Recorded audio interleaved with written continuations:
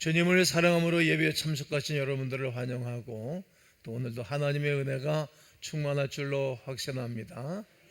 1박 2일 동안 41차 성령 수행회를 잘 다녀왔습니다.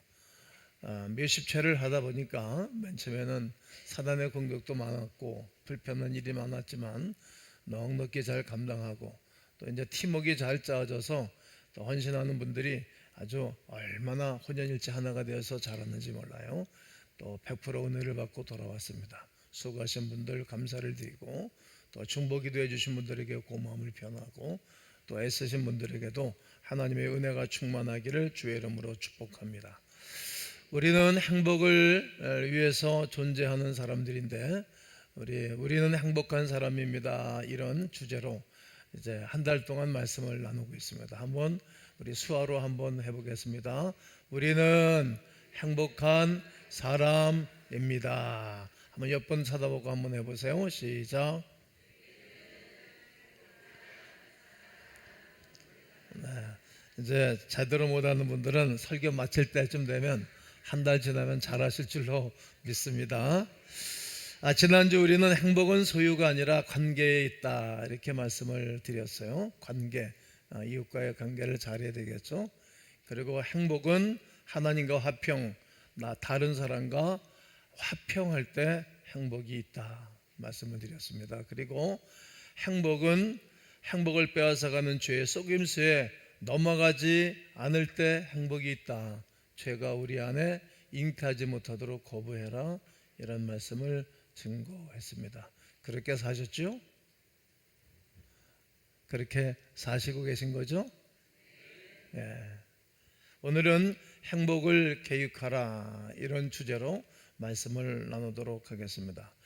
마태복음 5장은 산상수훈으로서 이제 산에서 예수님이 제자들을 앉혀놓고 말씀을 증거한 말입니다. 이 산상수훈은 행복의 대헌장이라고도 합니다. 산상수훈에는 꼭 말씀을 하시고 난 다음 복이 있나니 복이 있나니 복이 있나니 복에 대해서 말씀을 하셨습니다. 이 복은 헬라어로 마카리오스라는 단어인데 복된, 축복된, 행운의 이런 뜻인데 그 맨 마지막의 뜻이 행복한 이런 뜻이 있어요. 행복한. 그러니까 예수님이 제자들에게 야, 너희들이 행복했으면 좋겠다. 그럼 부모가 자녀들에게 너 행복했으면 좋겠다. 그리고 목회자가 성도들이 행복했으면 좋겠다. 그런 마음이 있습니다. 예수님이 산상수훈을 통해서 제자들에게 그리고 그 이후의 모든 하나님의 사람들이 행복한 사람들이 되기를 원하셨기 때문에 이런 말씀을 전해 주신 것입니다. 인도의 지도자였던 간디 수상은 그는 힌두교 신자였지만 늘 이 산상수훈을 외우고 묵상했다고 합니다. 그리고 그의 정치는 늘 산상수훈을 바탕으로 해서 정치를 하므로 모든 세계인들에게 존경을 받는 지도자로 남아 있습니다. 그렇다면 예수님이 산상수훈을 통해 말씀하신 행복한 사람은 누구일까요? 그 첫째가 심령이 가난한 자는 행복한 사람이다라고 말합니다. 오늘 본문의 5장 3절을 다 함께 읽겠습니다. 시작. 심령이 가난한 자는 복이 있나니 천국이 그들의 것이며. 그렇습니다. 심령이 가난한 자는 누구입니까? 내가 가진 소유를 의지하는 사람이 아니라 하나님을 전적으로 의지하고 살아가는 사람이 행복한 사람입니다. 소유에 많고 적음에 상관없이 매 순간 무슨 일이 있을 때마다 하나님을 전폭적으로 바라보고 의지하는 사람 말입니다. 행복은 나의 소유에 있는 것이 아니라 모든 것을 공급하신 하나님을 믿는 믿음에서 나오기 때문입니다. 하나님이 지으신 모든 만물 속에 하나님의 은혜가 있는 것이기 때문입니다. 하나님을 의지하지 않는 사람은 불행할 수밖에 없겠지요. 삶의 모든 것이 전적으로 나에게 달려있다고 생각하니까 얼마나 힘들고 어려운 인생을 살겠습니까? 그리고 매일 무겁고 매일 힘이 들고 매일 눌려있고 불안하기 때문에 행복하지 않을 것입니다. 행복한 사람은 전적으로 하나님 바라보고 하나님 의지하는 사람입니다. 둘째는 행복한 사람은 애통하는 자가 행복한 사람입니다. 마태복음 5장 4절에 애통하는 자는 복이 있나니 그들이 뭘 얻을 것이요? 위로를 얻을 것이요. 죄에 싹신 죄악을 바라보고 죽음을 바라보고 애통하고 아파하는 사람, 눈물을 흘리는 사람이 애통하는 사람입니다. 자녀를 교육하고 양육할 때 어렸을 때는 야단도 치고 호통도 치고 그러면 애들이 말을 잘 듣는데 나이가 먹으면 그게 안 돼요. 그게 힘들고 어려운 문제를 놓고 그냥 아프니까 힘이 드니까 기도하다 보면 눈물이 솟구치죠. 교인들을 일대일로 만나서 권면도 해보고 식당에 가서 말도 하면서 권면도 해보자. 말 안 들을 때는 어떡합니까? 본인들은 기도하지 않아요. 그러게 목사는 매일같이 기도하는 거예요. 기도 목록에 딱 적어놓고 아무개 집사 가정을 위해서 늘 기도하는 거예요. 기도하다 보면 저렇게 살면 안 되는데, 저렇게 방치된 상태로 살면 안 되는데, 받은 은혜가 많고 받은 은혜가 많을 뿐만 아니라 축복이 많은데 저렇게 살면 안 되는데, 그런 마음이 솟구쳐 올라다 보면 눈물을 흘리는 것입니다.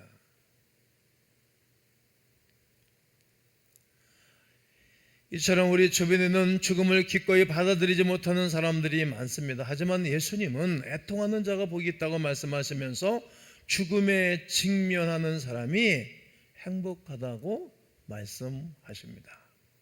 행복한 사람 누구입니까? 자기 죽음을 기꺼이 직면할 줄 아는 사람입니다. 죽음의 실체를 보고 죽음에 대해 의미를 깊이 새기면서 죽음에 머뭇거리지 않고 죽음이 가지고 올 결과를 간직하고 살아가는 사람입니다. 그래서 늘 애통한답니다. 온유한 자가 행복한 사람입니다. 5절을 읽겠습니다. 온유한 자는 복이 있나니 그들이 땅을 기업으로 받을 이 것이며. 온유한 자가 누구입니까? 잘 훈련되어 조절될 힘을 가지고 있는 사람입니다. 다른 말로 온유한 자는 자기 중심적이지 않습니다. 요즘 사람들이 분노 조절이 안 되는 거예요. 그러니까 자기 멋대로 행동하고 말하고 그러는 것입니다. 저도 원래 분노 조절 잘 못하는 사람이었어요. 지금도 분노 조절이 은혜 안에 있으면 분노 조절이 잘 되는데 이거 쭉 딱 선을 넘으면 어려워지는 것입니다. 아마 그런 기질들을 다 가지고 있을 것이라고 생각을 합니다. 이렇게 자기가 중심이 되어지니까 온유하지 않는 거예요. 하나님의 피조물로서 자기의 존재를 아는 사람, 나는 어떤 사람인가? 이 잘 훈련된 말을 보면 야생말일 때는 야성이 너무 강하기 때문에 잘 훈련되지 않아 사람을 쳐박고 등에 타면 다 떨궈버리는 것입니다. 그러나 이 야생말을 잘 길들여내면 주인을 등에 태우고 아주 최고의 춘마가 되는 것입니다. 이렇게 길들여진 상태라는 거예요. 잘 훈련된 개는 주인 앞에서 꼬리를 치고 배를 드러내고 애교를 부리지만 적 앞에서는 주인을 위하여 생명을 다하여 공격하는 것입니다. 우리나라의 진돗개 같은 성향이죠. 진돗개 3마리면 호랑이를 잡아 죽이고 이긴다는 것입니다. 주인을 위해서 말이죠. 이것이 성경이 말하는 온유입니다. 온유란 잘 조절되고 훈련된 적절한 판단과 자기 다스림을 의미하는 것입니다. 이런 자가 복이 있나니 땅을 기업으로 받을 것이라고 말합니다. 모세는 지면에서 가장 온유한 자라고 성경은 말합니다. 민수기 12장 3절과 4절을 읽겠습니다. 시작. 이 사람 모세는 온유함이 지면의 모든 사람보다 더하더라. 여호와께서 갑자기 모세와 아론과 미리암에게 이르시되 너희 3사람은 회막에서 나아오라 하시니 그 3사람이 나아가매. 그렇습니다. 모세는 온유함이 지면의 그 어떤 사람들보다도 온유하고 특이하고 특출난 사람이라고 말합니다. 모세 한 사람이 잘 길들여지니까 하나님이 주신 미션을 잘 감당하니까 어느 날 갑자기 오늘 본문이 그러잖아요. 어느 날 갑자기 여호와께서 모세, 아론, 미리암에게 말씀하셨어요. 세 사람은 회막으로 나오라고. 그러니까 집안에서 말이죠, 찾아라 할지라도, 막나라 할지라도 이 사람 한 사람이 온유한 사람이 되고 훈련되면 집안 식구들이 다 복을 받는 거예요. 갑자기 불러내는 거예요. 갑자기.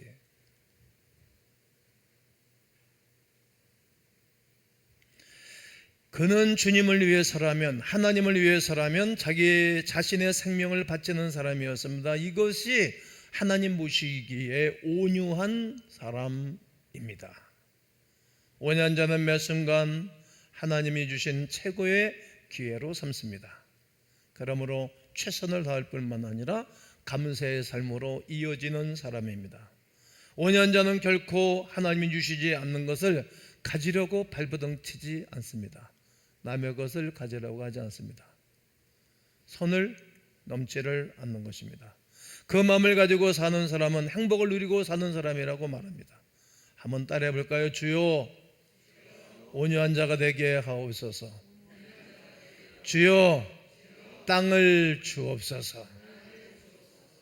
의에 줄이고 목마른 자는 행복한 사람입니다. 6절을 읽겠습니다. 시작. 의에 줄이고 목마른 자는 복이 있나니 그들이 배부를 것이며. 의에 줄이고 목마른 사람은 어떤 사람입니까? 의에 줄이고 목마르다는 것은 죄의 자리에 머물지 않는 것입니다. 죄의 자리. 성경에서 의는 헬라어로 디카이오시네라는 단어를 쓰는데 죄와 전혀 상관이 없는 상태를 말하는 거예요. 죄와 상관이 없다는 거예요. 의에 줄이고 목마른 사람은 죄와 상관이 없는 삶을 하루하루 한 달 한 달 살아가는 사람입니다. 그리고 하나님이 좋아하는, 하나님이 기뻐하는 쪽을 선택해서 부지런히 달려가는 거예요. 여러분, 인생이 망하는 것은 잘못된 길, 죄의 길을 향해서 달려가는 것 아닙니까? 인생이 망하는 이유는 선을 넘어서, 제가 가드레일이라는 설교를, 가드레일을 이렇게 강대상에다 설치해 놓고 한 달 내내 설교를 했어요. 한 번에 갖고 뛰어넘으려고 했는데 뛰어넘다가 다리에 걸려서 넘어질까 봐 못하고 가끔 넘었죠. 그 넘으면 다치는 거예요.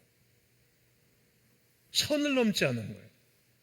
죄는 하나님과 이웃 그리고 나 자신과의 관계를 깨뜨리는 무서운 능력을 가지고 있습니다. 그래서 의에 줄이고 목마른 사람, 즉 의의 자리에 머물지 죄의 자리에 머물지 않는 사람입니다. 이런 사람이 복 있는 것입니다. 아무리 주변 사람이 뭐라 해도, 직장의 상사가 뭐를 요구한다 할지라도, 아무런 큰 권력이 요구한다 할지라도 NO 할 줄 아는 그리스도인, 이 사람이 의에 줄이고 목마른 사람입니다. 하나님과 이웃, 자신과 바른 관계를 맺기 때문에 늘 행복한 거죠. 내 자신이 비굴해지면 얼마나 부끄럽고 좀 힘이 쭉 빠져가요. 그런데 힘이 들지만 말씀에 따라 순종하고 죄를 물리치면 행복감이 찾아옵니다.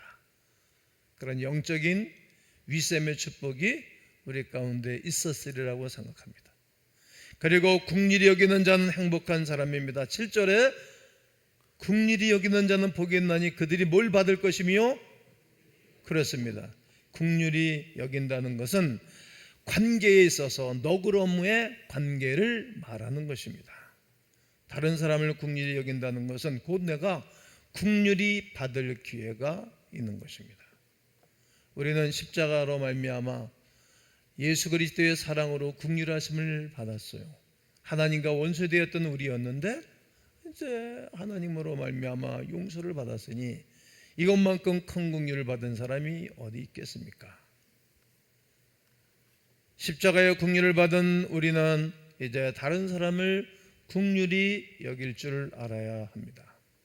긍휼의 마음을 가진 사람은 다른 사람과 원수 맺지를 않습니다. 악을 악으로 갚지 않지요, 욕을 욕으로 되돌려 갚지 않지요, 손해를 끼친 것을 손해 본 것으로 되돌려 갚지 않습니다. 상처와 복수심으로 마음에 쓴뿌리가 가득한 사람은 결코 행복하지 않습니다. 그리고 마음이 청결한 자는 행복한 사람이라고 8절은 말합니다. 읽으십시오. 마음이 청결한 자는 복이 있나니 그들은 하나님을 볼 것이며 마음이 청결한 사람은 하나님만 바라보고 하나님과의 하나됨을 가진 사람은 큰 축복으로 여기는 사람입니다. 하나님과 하나 되는 것은 다른 방법이 없습니다. 죄의 문제를 해결해야 됩니다. 죄를 그대로 가지고 있는 사람은 하나님과 하나 될 수가 없기 때문에 행복하지가 않습니다. 어제 성령 수양회 41기를 인도했습니다. 100% 은혜를 받았습니다. 늘 제가 하는 얘기지만 뭐 낙태한 얘기도 그날 처음 하는 거예요. 살인 죄진 얘기도 하고, 결혼하기 전에 다른 사람 뭐 결혼하자 그러고 탑발인 거 그런 거 회개해야지. 그 사람이 적으로 원수로 되는 거 여러분 왜 모릅니까? 내가 행복하려면 내 주변에 원수가 없어야 돼. 적이 없어야 되잖아요. 그런 거 다 나만이 아니라 우리 아버지 어머니가, 우리 할머니 할아버지가, 우리 증조부가, 우리 고조부가, 그 위에 때 분들이 다른 사람에게서 토색한 것이 있다든지 다른 사람에게 해를 끼친 것이, 이런 죄를 먹는 거거든요. 대를 물려가면서 그거를 정리하는 거예요. 거기다가 눈물 범벅이 되죠. 그러니까 죄가 다 사라지니까 그냥 뭐 그렇게 목사가 수고하고 고생 안 해도 그냥 손만 얹으면 다 성령세를 받는 거예요. 하나님의 성부, 성자, 성령 되신 삼위 되시는 성령이 그냥 마음에 밭에 임하는 거예요. 영혼에 다 얼굴이 펴지고 행복해하고. 그래서 제가 어제 엄청나게 빨리 끝냈어요. 왜? 아주 쉽게 하나님의 은혜가 임하는 것입니다. 여러분, 마음이 청결한 자, 죄가 사라진 자, 죄하고 상관이 없는 자가 복이 있어요. 그런 사람에게 하나님이 하늘의 복과 땅의 복, 위셈의 축복과 아래셈의 축복을 주실 줄로 믿습니다. 마음이 청결한 사람은 분주하고 복잡한 현실 가운데서도 늘 하나님을 바라보고 행복해하는 것입니다. 그리고 화평케 하는 자는 행복한 사람입니다. 9절에 화평하게 하는 자는 복이 있나니 그들이 하나님의 아들이라 일컬음을 받을 것이며, 화평하게 하는 사람은 깨어진 관계를 치유하고 회복하는 사람입니다. 여러분, 아내를 울려놓고 행복하겠습니까? 내 사랑하는 아내를 두고 도덕적인 선을 넘으면 여러분 행복하겠습니까?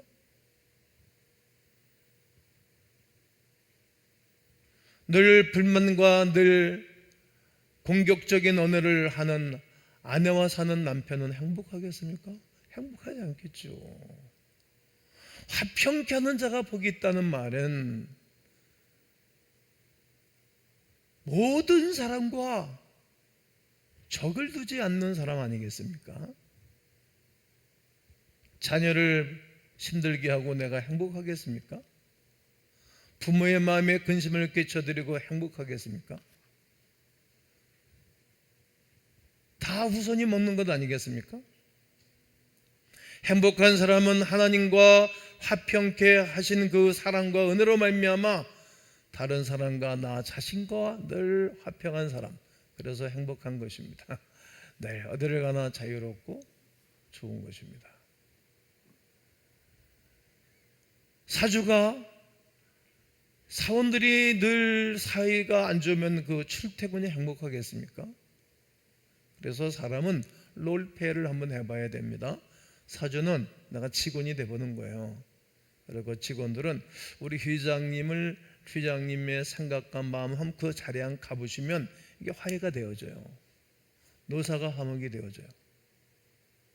요즘 한국의 모 회사가 아주 회사를 철폐해버렸어요. 힘들다는 거지. 노조가 하도 강성되고 그러니까 그냥 회사 없애버리는 거죠. 회사 없애버려도 뭐로 여러분, 그 공장 팔아버리고 고철로 팔아버린다 할지라도 땅 팔아버리면 뭐 그 회사 사주는 몇 년 먹고 살아도 남아요. 힘들다는 거지. 화평할 줄을 몰라요. 그러면 너 망하고 나무가 다 망하는 거예요. 다른 사람과 불편하면서 어째 행복을 누릴 수 있겠습니까? 그래서 화평케 하는 자가 행복한 사람이라고 말하는 것입니다. 우리 관계 속에서 얽히고 섞인 일들이 많이 있지요. 그 문제를 어떻게 하면 풀까 이렇게 고민하고 기도하는 사람들, 이런 사람들이 행복한 사람입니다. 목사는 가끔 성도가 돼보는 게 좋아요. 성도들은 나의 오늘 이 설교를 듣고 행복해 할까? 정말 은혜를 받을까? 그러니까 설교를 조심스럽게 최선을 다해서 준비해야 되겠죠. 또 우리 목사는 왜 저럴까? 그런 생각하기 이전에 내가 목사가 한번 돼보면 좋겠죠. 그러면 화평할 수 있는 길이 생길 것이라고 생각합니다. 우리에게는 골치 아픈 일들이 많이 있습니다. 그런데 화평하게 하는 자는 그 어려움 가운데서도 깨어진 관계를 치유하고 회복하기 위하여 노력하는 사람들입니다. 그런 사람들이 집안에 있을 때, 그런 사람들이 우리 사회에 있을 때, 그런 사람들이 우리 회사에 있을 때, 그런 사람들이 교인들로 가득 차 있을 때 거기에 복이 있는 것입니다. 우리를 위해 박해를 받는 자는 또한 행복한 사람입니다. 마태복음 5장 10절을 읽겠습니다. 의를 위하여 박해를 받는 자는 복이 있나니 천국이 그들의 것입니다. 그렇습니다. 핍박과 행복이 어떻게 함께 할 수 있습니까? 의를 위하여 박해를 받는 자는 어찌 행복할 수 있겠습니까? 의를 위해서 손해보고 눈물을 흘리고 심지어 생명을 잃는 사람들에게 어찌 행복할 수 있다고 말할 수 있는 것입니까? 이것은 파라독스입니다. 그러나 성경은 의를 위하여 핍박받고 박해받고 어려움을 당하는 자가 행복한 사람이라고 분명히 말합니다. 그 이유는 그날이 있습니다. 심판의 날이 있는 것입니다. 그날에 모든 성도 주님을 만난 날이 있습니다. 그날에 우리 주님이 껴안아 주시고 위로하고 격려해 줄 날이 있습니다. 왜요? 당신을 위하여, 당신의 나라를 위하여, 우리가 원하는 그 하나님의 나라가 이 땅에 세워지기 위하여 핍박을 받고 고생했으니 얼마나 그 주님이 기뻐하시겠습니까? 그날을 바라보고 살아가는 사람들입니다. 성경 속에는 예수 그리스도를 만나 안수집사가 된 스데반 집사가 예수 그리스도를 증거하기 시작했습니다. 복음의 악감정이 있는 유대인들이, 그런 많은 사람들이 그를 돌로 쳐서 머리부터 온 얼굴이 다 깨졌습니다. 죽어갈 때였습니다. 행복하겠습니까? 요즘 현대 교인들은 그렇게 박해를, 우리 한국은 종교의 자유에 있어서 핍박을 받지를 않습니다. 오늘 만약에 여러분들이 복음을 증거하다가 이렇게 매를 맞고 죽어간다면 여러분 어떡하시겠습니까? 지금은 스데반 속에 한번 가보는 것입니다. 그때 스데반이 힘이 들고 몸이 아플 때 하늘을 봤습니다. 하늘이 왕 열렸습니다. 하늘에도 문이 있으니 그 문을 열어 하나님 우편에 예수님이 앉아 계시다 벌떡 일어났습니다. 그리고 자기를 격려하고 바라보는 눈빛과 마주쳤습니다. 힘을 얻었습니다. 그 즉시 스데반의 얼굴이 천사와 같이 변했습니다. 그날이 있습니다. 하나님 나라를 위해서 희생하는 사람, 의를 위해서 핍박을 받는 사람, 주님을 만난 그날이 있으므로 참 행복한 사람입니다. 너 뭐하다 왔냐? 행복은 최후 승리를 확신하는 믿음에서 우러나오는 은혜입니다. 우리나라는 종교의 자유를 보장하였습니다. 그래서 우리는 아무 곳에 가서도 예배를 드릴 수 있고, 아무 곳에 가서도 찬송을 드릴 수 있고, 어느 곳에서 어느 장소에서도 예수는 그리스도라고 복음을 증거할 수 있는 나라입니다. 하지만 지금 이 순간 어떤 사람들은 복음을 전한다는 이유로 시험을 당하고 옥에 갇히기도 하고 죽임을 당하는 사람들이 지구촌 곳곳에 있습니다. 가끔 이런 영상을 보여드리고 싶지만 예수 믿는 이유 때문에 참수를 당하고 고통당하는 영상들을 볼 때마다 마음이 에어집니다. 핍박을 무릅쓰고 어떤 대가를 지불하면서 하나님 나라를 희생하는 사람, 의를 위해 핍박을 받고 박해를 받는 사람은 참 행복을 소유한 사람입니다. 이유는 주님 만날 그날이 있기 때문입니다. 반드시 있는 것입니다. 행복은 최후 승리를 확신하는 믿음에서 비롯되는 것이기 때문입니다.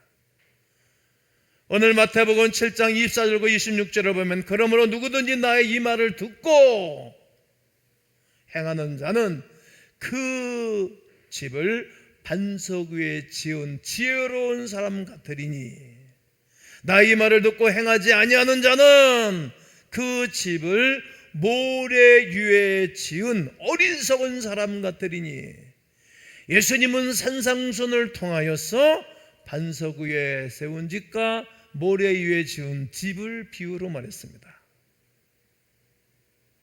반석 위에 지은 집을 짓고 사는 사람은 지혜로운 사람이고 모래 위에 집을 지은 사람은 미련한 사람이라고 말씀하셨습니다.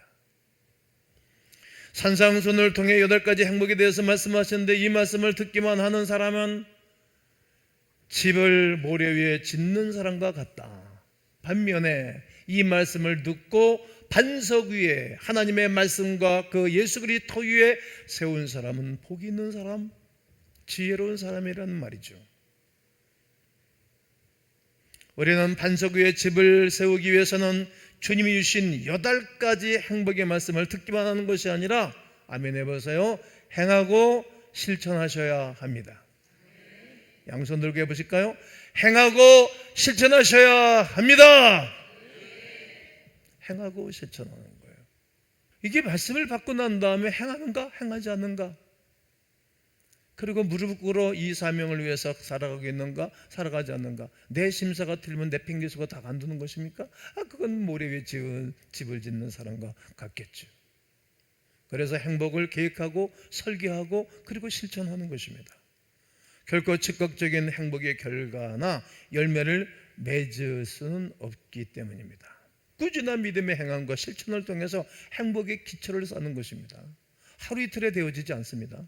아브라함이 25년 동안 기초를 쌓은 것 아니겠습니까? 그 위에다가 하나님의 은혜를 베풀어 주시는 것입니다. 매일매일 주님이 주신 말씀을 믿음으로 실천하고 살아가야 합니다. 오랜 시간 후에 반석 위에 세운 집이 될 것입니다. 모든 것이 궁극적으로 바뀔 것입니다. 완전히 바뀌는 것입니다.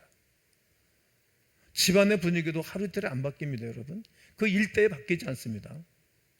3대, 4대 믿음의 개성을 다 켜주면 3세대 지나가면 좋은 가문 됩니다. 그거를 바라봐야 됩니다. 롱런해야 됩니다. 그러므로 오늘 나는 어떤 씨를 뿌리고 있는지 생각해 봐야 됩니다. 아주 중요합니다. 비록 불행 속에 있을지라도 지금 나는 행복의 씨앗을 뿌리면 행복해지는 것입니다. 성도 여러분, 행복을 계획하고 설계하는 것입니다. 누가? 내가 하는 것입니다. 오늘부터 온유의 씨를 뿌리십시오. 화평의 씨를 뿌리는 것입니다. 의에 주리고 목마른 씨앗을 뿌리는 것입니다. 의를 위해서 받기를 받는 씨를 뿌리는 것입니다. 마음이 청결한 자의 씨앗을 뿌리는 것 아니겠습니까? 선교의 씨를 뿌리는 것입니다. 믿음의 씨를 뿌리는 것입니다. 그리하면 영원한 행복의 열매를 맺게 될 것입니다. 제가 오래전에 서유럽을 여행을 한 적이 있습니다. 여행을 했을 때 피사의 사탑을 간 적이 있습니다. 이 사탑은 1173년에 세워졌습니다. 이 피사의 사탑이 이렇게 기울어져 있습니다. 왜 기울어졌는지 아십니까? 모래 위에 지은 집이기 때문입니다. 원래 이것은 비가 오면 물이 떠내려와 가지고 진흙과 이 모래로 섞여서 다져진 곳입니다. 그러니까 이 사탑을 지을 때에 기술을 튼튼히 하고 집을 짓지 않았기 때문에 점점 기울어져 가는 것입니다. 언젠가는 무너지겠죠? 여러분, 모래성에 아무리 잘 지었다 할지라도 물이 쑥 한번 들어오면 잘 지어진 모래성이 훅 쓸려 내려가는 것입니다. 이처럼 말씀만 듣기만 하는 사람은 모래 위에 지은 집을 지은 사람과 똑같은 것입니다. 내 삶 가운데 구체적인 행함이 없다면, 내 삶 가운데 구체적인 하나하나의 순정함이 없다면, 씨를 뿌리는 수고와 땀이 없다면, 비가 오고 창수가 나고 홍수가 폭풍이 올 때 모래 위에 지은 집은 모든 것이 다 묻어져 나가는 거예요. 싹 쓸려 나가는 것입니다. 그때 땅을 치고 후회할 날이 있습니다. 우리는 땅을 치고 후회할 일을 해서는 아니 됩니다. 또 목사는 교인들이 땅을 치고 후회할 일들을 하도록 버려둘 수 없습니다. 즉각적인 행복의 결과나 행복의 열매를 얻으려고 할 수는 없습니다. 어느 순간이 되는 게 아닙니다. 로또 마트 영적인 세계는 한 번에 이루어지지 않기 때문입니다. 영적인 지성소를 들어가는 것도 여러분 얼마나 많은 회개와 얼마나 많은 기도와 얼마나 많은 헌신 속에 이루어지는지 모릅니다. 모세는 40년 걸렸다는 사실을 꼭 기억해야 되고, 아브라함은 25년을 걸렸고, 이삭도 야곱도 20년을 걸렸기 때문입니다. 꾸준한 믿음의 행함의 실정과 말씀의 순종을 통해서만 행복의 기초를 쌓을 수 있습니다. 성도 여러분, 저는 오늘 설교를 다했습니다. 저는 여러분이 행복한 하나님의 사람들이 되기를 축복합니다. 행복을 설계해 보시죠. 8가지 말씀을 붙잡고, 그리고 그 터 위에 하나하나 탑을 한번 쌓아 보시죠. 믿음의 길을 한번 걸어가 보시죠. 그렇게 뒤로 물러가 치민에 빠진 자가 아니고 앞으로 나아가 영혼을 구원한 하나님의 큰 은혜가 여러분 가운데 있게 되시기를 주님의 이름으로 축원합니다.